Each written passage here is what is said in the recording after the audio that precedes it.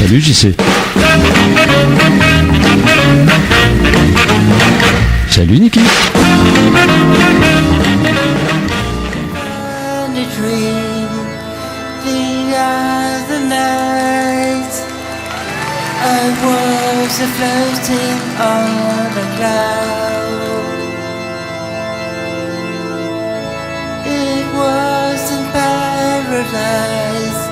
My friends were there, the ones Je dis, bon, tu peux m'envoyer le contrat.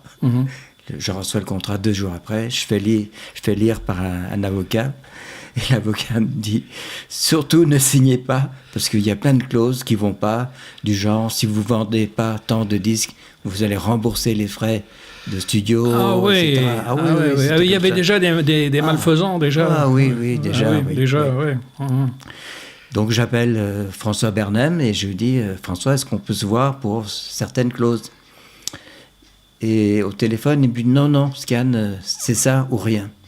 Alors je lui dis, bon, c'est rien. C'est rien. Du coup, le chanteur qu'on avait, il voulait absolument signer dans n'importe quelle condition. Il nous a quittés. Hop. Donc, on remet des annonces dans Rock et Folk, Best, Melody Maker, etc. Et quelques mois après, on tombe sur un Américain de Miami qui a lu l'annonce dans Melody Maker. Oui. Et il nous dit « j'aimerais bien faire un essai avec vous ». Il débarque et ça colle. Il compose bien. Et puis surtout, il avait une méthode de travail qu'on ne connaissait pas, nous. Ouais. C'est-à-dire, par exemple, un morceau de 10 minutes, on découpe en morceaux. On dit l'intro, on va travailler l'intro. Même si l'intro dure 15 secondes, on va travailler que ça. Et tant que c'est pas parfait... C'est de là devient cette perfection, parce que on m'a... je m'excuse, je t'interromps, je vais faire une petite parenthèse, mais qui va dans le fil de ce que tu viens de nous dire. Oui. Je me souviens avoir eu Jean Maresca, que tu connais bien, puisqu'il a été votre producteur, et qui m'expliquait qu'il avait assisté à plusieurs répétitions, etc., de Taifong. Et il m'a dit, écoute, c'est au millimètre. Et il me dit ils sont capables de rester 3 heures sur une introduction. Oui. Même sur 2 secondes ou 3 secondes, ils vont rester 1 heure, 2 heures, 3 heures, s'il le faut. Il dit Taifong, ça fonctionnait comme ça. Et c'était comme ça. Et en fait, c'est venu de cet Américain, cette façon de travailler. Oui. Ah, d'accord. Oui, parce qu'avant, on faisait comme tous les groupes, c'est-à-dire qu'on démarre le morceau et on va jusqu'au bout. 10 minutes après, on arrive à la fin, mais entre-temps, on a tout oublié. Toutes les parties pas parfaites au milieu. Voilà. Oui, d'accord. Donc, et c'est de ce jour-là que vous avez vraiment été des perfectionnistes. Oui.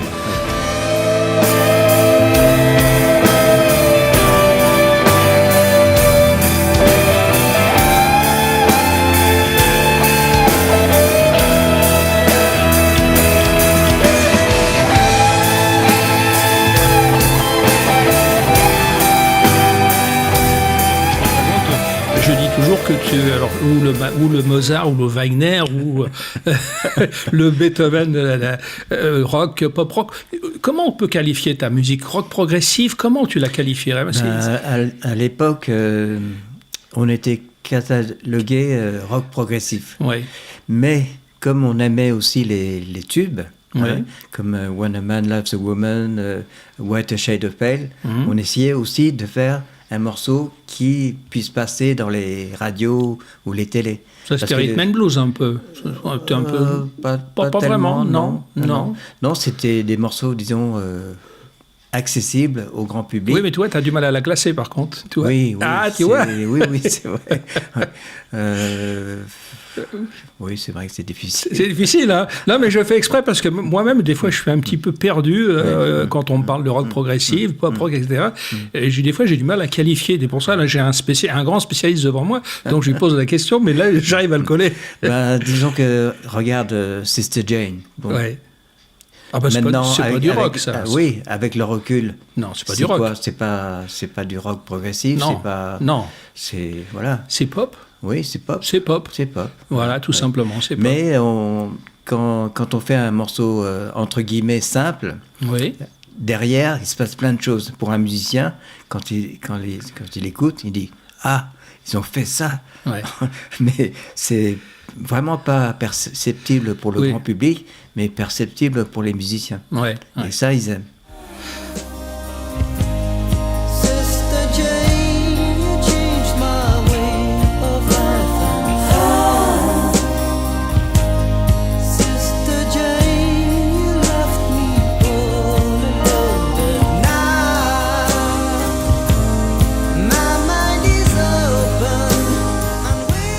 Alors nous sommes toujours avec Anne May du groupe Typhoon, à Salut les 60s, et donc on en était arrêté, puisque bon, on a un petit peu dérivé, mais c'est normal.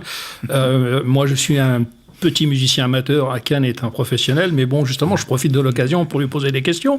Et on est arrêté donc à cet Américain donc, qui vous a un petit peu au départ aiguillé sur la voie que vous avez pris par la suite. Et ensuite, il se passe quoi? Alors,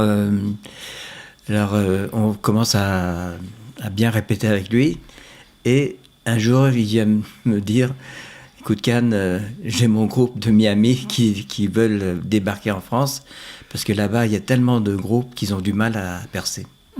Donc, il s'est obligé... de repartir avec. Oui.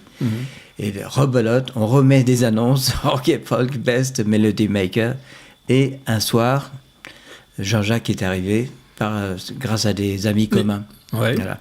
Il assiste à la répétition, et à la fin de la répétition, il vient me voir, il me dit écoute, Can, j'ai jamais vu un groupe aussi au point que vous, j'aimerais bien faire un essai. Donc quelques jours après, on commence à répéter avec lui. Mais on avait déjà de quoi faire un album. Oui, vous aviez déjà travaillé en amont. Donc, Et donc on répète encore avec Jean-Jacques pendant 1 an. Parce que c'est vrai, on bossait beaucoup. Oui, parce que toi, je fais encore une petite parenthèse, mais c'est toujours dans le fil de ce que tu viens de dire. Parce que je vois tes répétitions sur Facebook, parce que tu, de temps en temps, t'en filmes. C'est vraiment chiadé. Hein, tu dois pas être facile à travailler quand même. Hein, tu veux vraiment la perfection. Hein. Oui. C'est terrible, ça. Je suis très... T'es un perfectionniste. Hein. Très... Ce qui explique que pendant 1 an, tu l'as fait travailler, Jean-Jacques Goldman. Alors, en gros. C'est ça? Oui. Ah oui. Ah bah... De toute façon, on est tous dans le même bain. Oui, ok. Ben non, mais c'est important, parce qu'en fait, les gens ignorent tout ça. Eh bien, pour te dire, personne ne le sait, mais quand on répète un morceau, c'est toujours le pianiste qui est prêt, le premier. Après, c'est mon frère, la basse. Après, c'est la batterie. Et en dernier, c'est moi et Jean-Jacques. Oui, parce qu'on est tellement difficile... Enfin, moi, surtout, je dis, bon, c'est pas encore bien. Ah, tu veux pas démarrer le premier, toi. tu veux voir comment les autres démarrent, savoir si tu peux vraiment les suivre, et si ça te plaît pas. Non, c'est parce que je suis exigeant. Donc, oui, d'accord, c'est bien ce que je dis. D'accord.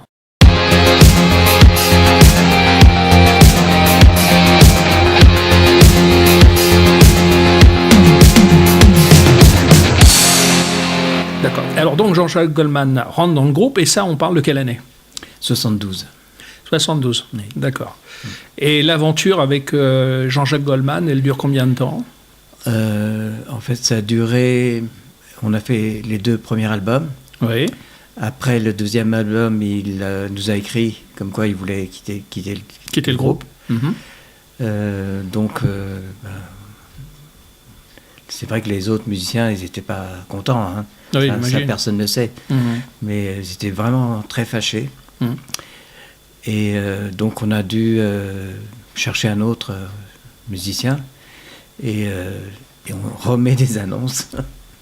Et là, c'est Michael Jones qui nous a contactés de Caen. C'était marrant parce que une fois qu'on avait signé avec Warner, on s'était dit... on n'a jamais fait de scène dans le groupe. Quoi. Enfin, et on s'est dit, on va faire un essai à la MJC de Fresnes. Donc on commence à jouer avec... il y avait 7 groupes en tout, et 50 personnes dans la salle. Oui. Ah mais c'était un début. Oui, c'était un début. Mais ça a plu. 1 mois après, on revient avec un autre groupe et nous, 2 groupes seulement. Et là, il y avait une centaine de personnes.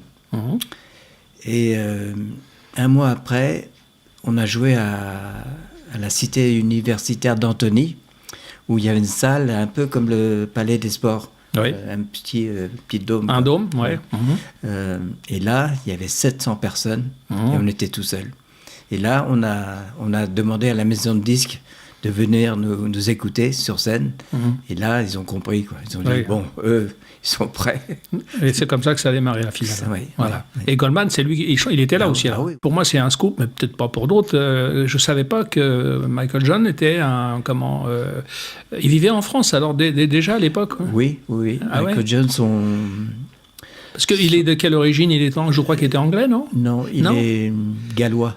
Ah, gallois. Son père est gallois et sa mère française. Ah, d'accord. Et bon, je pense que ses parents se sont séparés, donc il a vécu avec sa mère à Caen. Ce qui explique qu'à un moment, il y a eu un duo alors avec Goldman et Michael Jones. Alors. Oui. Voilà. Voilà. Oui, c'était quand Jean-Jacques est revenu dans le groupe, parce que comme ça n'a pas marché au début, il m'a téléphoné pour dire écoute Can, ça marche pas pour moi, est-ce que je peux revenir dans le groupe? Alors ça, là, tu parles de Jean-Jacques Goldman. Oui, je parle de Jean-Jacques Goldman. Oui. Ce qui veut dire aussi que la musique qu'on faisait, ça lui plaisait. Puisque si ça lui plaisait pas, pourquoi il reviendrait dans le groupe? Donc je dis bon oui, tu peux revenir. Donc il revient, mais on avait déjà Michael. Et c'était la période où on devait faire le 3e album. Et ils sont tous les deux sur l'album. Ils sont tous les deux sur l'album. Oui. Alors, je voudrais te poser une question. Bon, je sais que tu es quelqu'un de très réservé, puis timide, et puis que tu n'aimes pas te mettre en avant, mais je te l'ai dit à plusieurs reprises. Moi, je pense, je peux me tromper, que toi ou Typhoon a eu beaucoup d'influence sur la façon de composer et d'écrire de Jean-Jacques Goldman. Parce que certaines pièces musicales, quand j'écoute, j'ai l'impression d'entendre du Typhoon. Oui, ça c'est indéniable. Par exemple, surtout les chœurs. Quand on entend les chœurs de Jean-Jacques, c'est les chœurs de Typhoon. C'est ça. Et c'est pareil avec mon frère Ty. Il a fait un disque solo. Et quand il fait les chœurs, c'est du Typhoon. Et tout à l'heure, je disais qu'en réalité, Typhoon, personne ne reprend Typhoon. Personne n'essaye de chanter du Typhoon. Est-ce que tu peux me citer un exemple d'un groupe qui reprend du Typhoon? Non, je crois comprendre pourquoi. C'est parce que c'est trop compliqué. Voilà. Donc tu vas dans le sens que je dis, ce que vous faites, c'est très bien, mais c'est du Mozart. Je sais pas le qualificatif qu'on peut employer, mais tout le monde ne peut pas jouer du Typhoon, c'est pas possible. Parce qu'on met des mois à mettre au point un morceau, et quelqu'un qui n'a pas ce temps-là pour apprendre, il ne peut pas. Par exemple, je sais que quand je vais voir un groupe de blues, j'ai pas besoin de savoir le morceau. Tu vois, c'est toujours les mêmes accords. Les 3 accords, voilà. C'est pas compliqué. Alors que quelqu'un qui nous écoute sur scène, il peut pas. Il peut pas suivre. Il a besoin des partitions, là. Et encore. Même avec la partition, il a du mal. Parce qu'il y a des parties très, très techniques qu'on n'entend pas. Mais très, très... Alors aujourd'hui, Can May, pour nous, pour saluer les 60s, Can May de Typhoon, t'as pas de regrets, mais quelque part, t'as, comment dire, je sais pas quel qualificatif je pourrais employer. Tu considères, on met de côté l'aspect financier, mais tu considères pas avoir eu assez de reconnaissance par rapport à ce que tu as fait, par rapport, si on fait un parallèle des deux carrières, Jean-Jacques Goldman, Can May, tu considères que tu n'as pas eu la reconnaissance que tu méritais? Oui, je pense, oui. Oui. Et aujourd'hui, il y a quelques années, tu m'en aurais pas parlé, et aujourd'hui, tu en parles. Oui. Et pourquoi?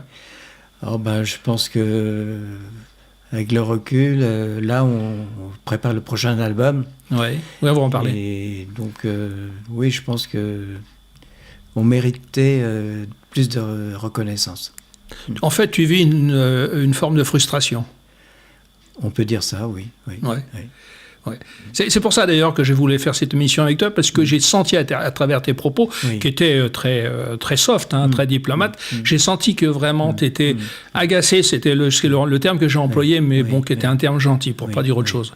Ouais. Et aujourd'hui, tu veux qu'on sache que, bon, après, on doit reconnaître tous les mérites à Jean-Jacques Goldman, qui est un grand artiste, grand compositeur, auteur-compositeur, mais que ça s'est pas fait tout seul, qui a été en fait le détonateur, l'étincelle, l'âme même de tout ce qui s'est fait après. Un exemple, c'est que, par exemple, on fait écouter du Taifong, par exemple, Sister Jane, les gens, quand on leur dit Taifong, la plupart du temps, les gens ne savent pas. Ouais. Par contre, quand ils entendent la chanson, ils disent « Ah, c'est le groupe à Jean-Jacques Goldman. Voilà.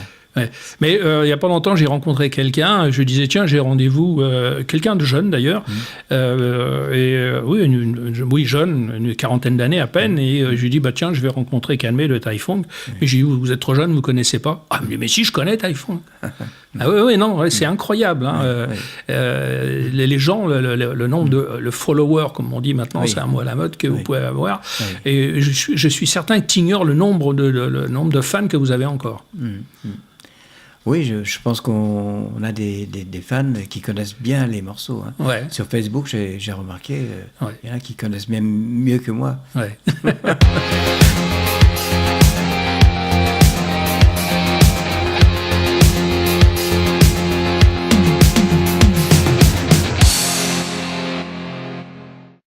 Alors, Can, si tu le permets, aujourd'hui, on a parlé du passé, on est remonté loin dans le passé, hein, puisqu'on a remonté à ta plus tendre enfance, où tu t'es échappé du Vietnam. Et c'est drôle parce que, moi, tu m'en as parlé de façon comme ça, mais bon, tu ne mets jamais ça en avant. Hein. C'est pour toi, c'était une péripétie, mais c'était pas une petite péripétie quand même. Mais non, ça nous a permis de te récupérer, ça, c'est une bonne chose pour nous. Enfin, maintenant, si tu veux, on va parler du présent et du futur. Oui. Alors, c'est quoi en ce moment-là? Il y a un album? Oui, alors, ça fait 2 ans qu'on est sur l'album. Ah oui, parce que vous, quand ça sort, c'est chiadé. Oui, si tu veux, par exemple, les parties de guitare, j'enregistre à la maison. Ouais. Mon fils, pareil. Oui, parce qu'aujourd'hui, c'est à ton fils aujourd'hui, qui touche aussi, comme on dit. Hein. Oui. Ah oui, il est très bon. Hein. Oui. Davy, il enregistre aussi ses parties de guitare dans sa chambre. De son côté, oui. Ouais.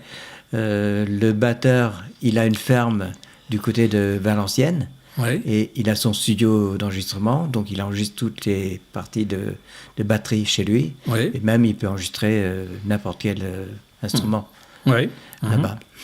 Et ensuite, vous rassemblez tout ça? Oui. Alors, ensuite, on rassemble ça chez mon fils, qui, lui, va faire le mixage et le mastering. Il fait aussi le mastering? Ah oui.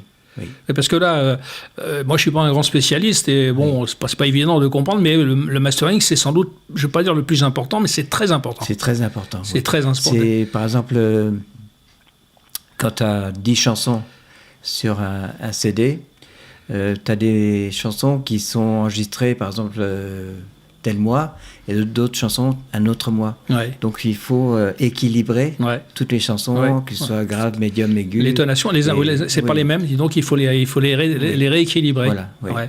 À tel point que pas mal d'artistes faisaient faire leur master en Angleterre, qui était réputé, donc les meilleurs. C'est bien ça? C'est bien ça. C'est bien ça. Can May de Taifong, aujourd'hui, donc un album. Il va sortir quand? Alors, j'espère pour l'été. Ok, mais tu es en label ou tu es toujours en indépendant? Non, je suis toujours en indépendant. En indépendant, voilà. Warner, tout ça, c'est terminé.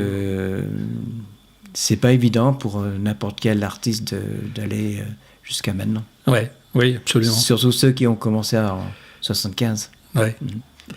Can, on te remercie beaucoup, et puis bien évidemment, on sera là pour diffuser tes premiers morceaux quand l'album sera sorti et en vente. Merci Jean-Claude. Merci Can, merci beaucoup.